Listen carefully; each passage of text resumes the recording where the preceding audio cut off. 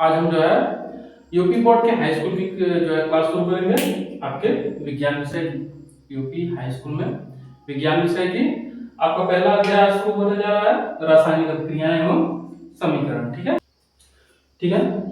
देखिएगा, अच्छा एक चीज और ध्यान दीजिएगा, इस अभिक्रिया में जब भी कोई रासायनिक अभिक्रिया होती है तो ये याद रखिएगा, ये जिन जिन परमाणुओं के बीच में, अब जिन जिन पदार्थों के बीच में अभिक्रिया हो रही है, ठीक है, इसे हम क्या बोलते हैं, अभिकारक। ठीक है, याद रखिएगा इस चीज को, इसे हम अभिकारक बोलते हैं। ठीक है, जिसके बीच में अभिक्रिया होगी उसे क्या बोला जाएगा, उसे बोला जाएगा अभिकारक। ठीक है, यानी MgO2 यानी मैग्नीशियम और ऑक्सीजन के बीच में अभिक्रिया हो रही है, यानी ये दोनों जो है क्या है, ये दोनों अभिकारक है।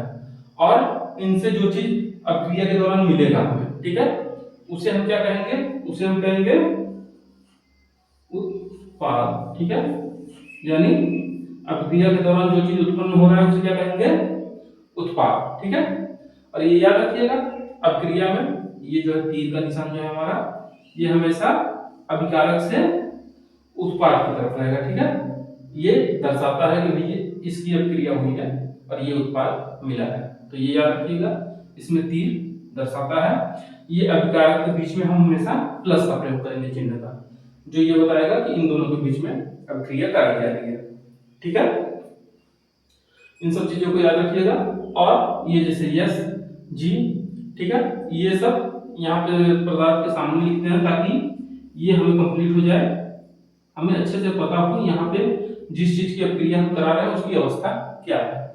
ठीक है, मतलब जो है मैग्नीशियम ये सॉलिड अवस्था में था और ऑक्सीजन जो है ये गैस अवस्था में था जब इसकी अभिक्रिया कराई गई तब। ठीक है, चलिए, और ये जो हमें उत्पाद मिला वो हमें मिला कि इसमें हमें ठोस अवस्था में मिला है।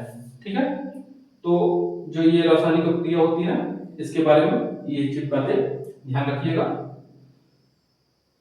चलिए, इसके आगे हम आपको बताते हैं कि अभिक्रिया कितने प्रकार की होती हैं, और इसमें एक और अभिक्रिया है उसके बारे में भी आपको बता देते हैं, ये आप नोट कर लीजिए। हाँ बच्चों, तो चलिए आज की क्लास हम शुरू करते हैं। फिर हम देखेंगे जो है रासायनिक अभिक्रियाओं को संतुलित कैसे करते हैं। ठीक है, इनको बैलेंसिंग कैसे करेंगे इनका, दोनों पक्ष का, ताकि परमाणुओं की संख्या और द्रव्यमान जो है इनका बराबर रहे। किसका, ये अभिकारक और उत्पाद का। ठीक है, क्योंकि हमने पढ़ा था पीछे कि किसी भी रासायनिक अभिक्रिया में जो है परमाणु संख्या नहीं बदलती है और ना ही उनका द्रव्यमान बदलता है। ठीक है, तो इसको हम लोग जो है सही कैसे करेंगे, सूत्र को ये देखते हैं। ठीक है, देखिएगा, ये है Fe। ये किसको कहा जाता है, ये कहा जाता है लोहा को। ठीक है, लोहा को, Fe यानी फेरस। ठीक है, ये लोहा को कहा जाता है। और H2 जो है, H2O किसका है, ये है पानी का। ठीक है, पानी का सूत्र क्या है, H2O, पानी को हम लोग बोलते हैं H2O। ठीक है, इसका इन दोनों की जब क्रिया होती है तो क्या बनता है, ये बनता है हमारा फेरस ऑक्साइड। फेरस ऑक्साइड क्या है, ये वही जंग है, जंग जो लोहे के ऊपर जंग नहीं लगती वो होता है फेरस ऑक्साइड, और ये हाइड्रोजन गैस निकलती है उसमें से। ठीक है, चलिए अब इस समीकरण को देखते हैं। ये देखिए Fe, इसमें एक परमाणु है Fe का। ठीक है, और इस तरफ जो है Fe का 3 परमाणु है। ठीक है, ये देखिएगा, इसमें ऑक्सीजन के एक ही परमाणु है, इसमें ऑक्सीजन का 4 परमाणु है। तो इस हिसाब से अगर देखेंगे तो ये जो है हमारा फार्मूला, ये बैलेंसिंग इसका सही नहीं है। ठीक है, ये फार्मूला सही तरीके से संतुलित नहीं है। अब ये संतुलित कैसे होगा, चलिए देखते हैं। इसमें हम ऐसा करते हैं, पहले ये जितने भी हमारे चारों पदार्थ हैं इनको हम बॉक्स में कर लेते हैं। ठीक है, बॉक्स में जैसे ये देखिए, हम Fe को हमने बॉक्स में कर लिया, H2O को हमने बॉक्स में कर लिया। ठीक, Fe3O4 इसको भी बॉक्स में कर लिया अपना फेरस ऑक्साइड को, और ये हाइड्रोजन को भी बॉक्स में कर लिया। अब ये याद रखिएगा, हमने इन सबको बॉक्स में किया है, इनमें कोई भी परिवर्तन नहीं होगा। ठीक है, क्योंकि ये जो है इनका वास्तव में रासायनिक सूत्र यही है। ठीक है, फेरस ऑक्साइड, अगर हम Fe3O4 में कोई भी बदलाव करेंगे तो ये पदार्थ का गुण ही बदल जाएगा, ये पदार्थ दूसरा कुछ हो जाएगा। ठीक है, इसलिए इसमें कोई परिवर्तन नहीं करना है। H2 है तो इसमें भी कोई परिवर्तन नहीं होगा। H2O ये पानी का ही रासायनिक सूत्र है, इसमें कोई भी परिवर्तन नहीं कर सकते। ऐसा नहीं है कि H2 जो है इसको हम H3 कर दें, ऐसा नहीं हो सकता, क्योंकि H2O जो है हाइड्रोजन के 2 परमाणु और ऑक्सीजन के 1 परमाणु मिलकर ही पानी बनता है। ठीक है, तो बैलेंस करने के लिए याद रखिएगा इनमें कोई भी परिवर्तन नहीं होगा।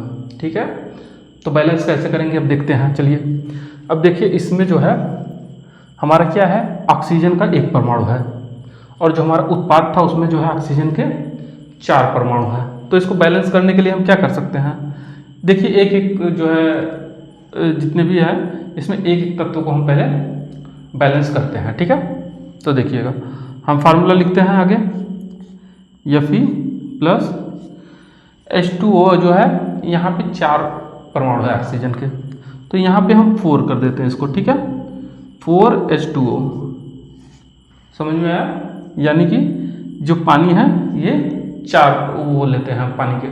ठीक है, पानी के 4 अणु हैं। अब इधर देखेंगे तो हमारा होगा Fe3O4 प्लस H2।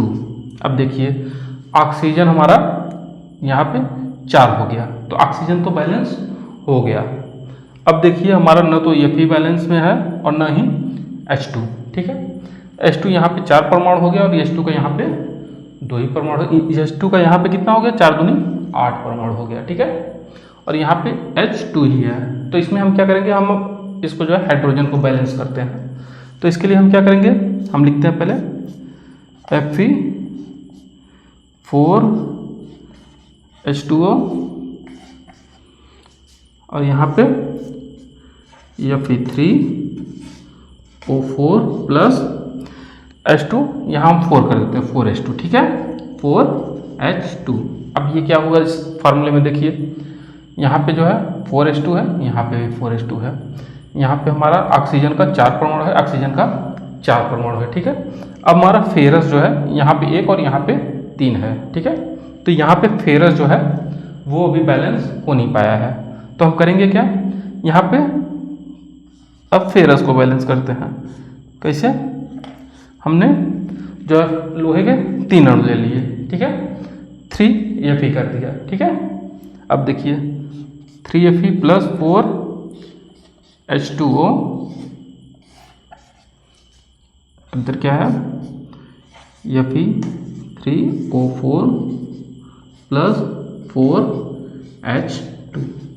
अब देखिए इसमें, तो इसमें हमारा Fe3 है। ठीक, H2 के 4 हैं, H2 के 4 हैं। ठीक है, O जो है यहाँ पे 4 है, 4 इसमें भी है, 4 ऑक्सीजन के भी परमाणु है, 4 इसमें भी ऑक्सीजन के परमाणु है, O4 है। ठीक है, तो अब ये जो है बैलेंस हो गया। अब इसमें हम फाइनल अपना जो रासायनिक सूत्र लिखेंगे वो कैसे लिखेंगे, तो देखिए 3Fe, ये क्या है, ये है सॉलिड। ठीक, आपको बताया था। ठीक, यस आप समझ रहे हैं ना, आपको बताया था पहले। तो यस जो है ये सॉलिड के लिए, यानी कि लोहे का जो है इसमें जो परमाणु है वो सॉलिड के रूप में है। देखिएगा 4H2O, ये देखिएगा ये गैस के रूप में है।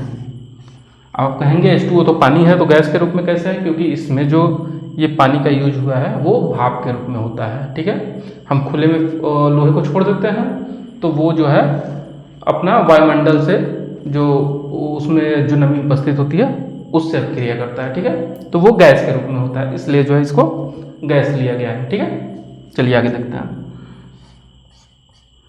Fe3O4 ये क्या है, ये भी हमारा है सॉलिड, और 4H2 ये जो हाइड्रोजन क्या है, ये है हमारा गैस। ठीक है, तो हमने फार्मूला को बैलेंस करना सीख लिया। आप सबको समझ में आया? अगर नहीं समझ में आया है तो आप सब बताइए, आपको फिर से समझाया जाएगा।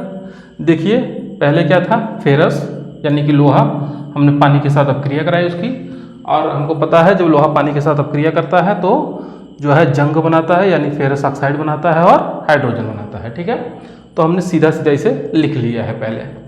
यानी लोहा पानी के साथ अपक्रिया किया, बनाया क्या, फेरस ऑक्साइड यानी जंग, और हाइड्रोजन गैस निकली। ठीक, अब ये फार्मूला जो है ये सही नहीं है। ठीक है, ये तो हमें पता था कि कौन सा जो है किसके साथ अपक्रिया करने पर क्या उत्पाद आता है, तो हमने अभिकारक लिख दिया और उत्पाद लिख दिया सही से। लेकिन वास्तव में ये सूत्र ठीक नहीं है, सही नहीं है, बैलेंस नहीं है। तो इसको बैलेंस करेंगे तब जाके हमारा परफेक्ट आएगा सही सूत्र।